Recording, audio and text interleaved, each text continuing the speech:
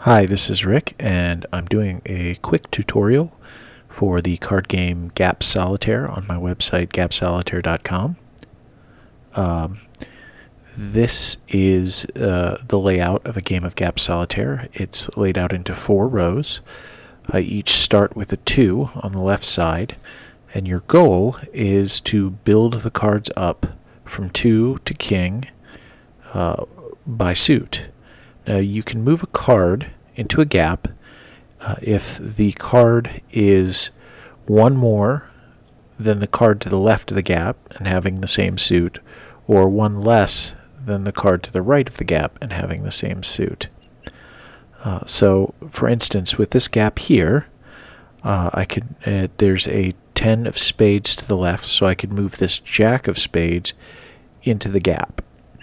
Now, if there's a queen of spades around there, and then there's a queen of spades down here, I could move that into this space, or I could say move a 3 of hearts to this gap over here.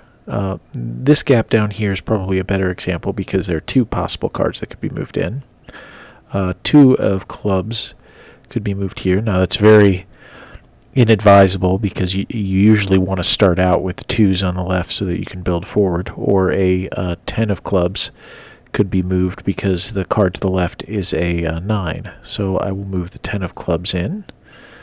Now this one here, I can move this jack back here, and I could grab the king of diamonds and put it over there because the card to the left was the queen.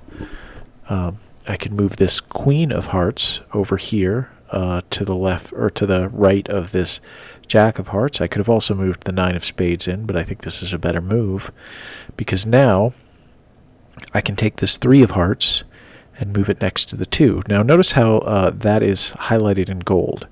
There's this shuffle button down here, and when you click the shuffle button, all the cards, except for the ones highlighted in yellow, will be rearranged. And that is so that when you get stuck, you can continue to play the game. And you usually will get stuck at some point while playing.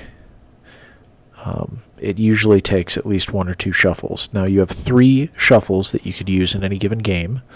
So I'm going to play forward a little bit to try and get to the point where I can use a shuffle. I mean, I guess I could use one now, but I guess it would seem slightly wasteful to do that since there's only 1 card that I've really moved in there.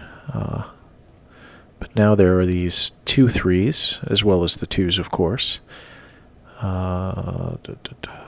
Actually, grab that there. Now I can move a 5 here. Just moving some of these cards around.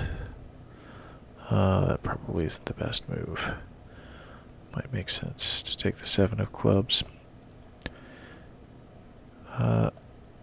And the 4 of hearts. Anyway, I'm not really stuck yet. I could still go for a while. In fact, I might move a 4 in there. But just for the sake of showing you what it is, all of the cards will be shuffled except for the 2s, these 2 3s in the middle, the 3 of diamonds, 3 of hearts, and the 4 of diamonds, the 4 of hearts when I click this shuffle button. And now if I had been stuck, I can continue. Now the general thing you want to try and prevent is gaps from showing up to the right of kings, because they're just difficult to move. Like here, I could only move a 4 of spades in, which is available, because you cannot move a card to the right of a king, to build on that king.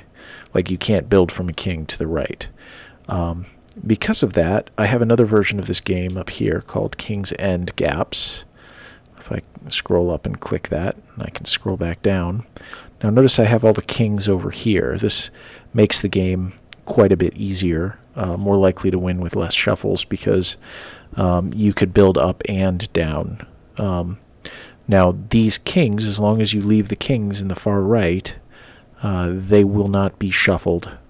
When you hit the shuffle button, they'll stay right where they're at, so I'll hit the shuffle button. Now there were only 2 shuffles in this. To make things a little bit more difficult, I only allow for 2 shuffles in the King's End version of Gaps.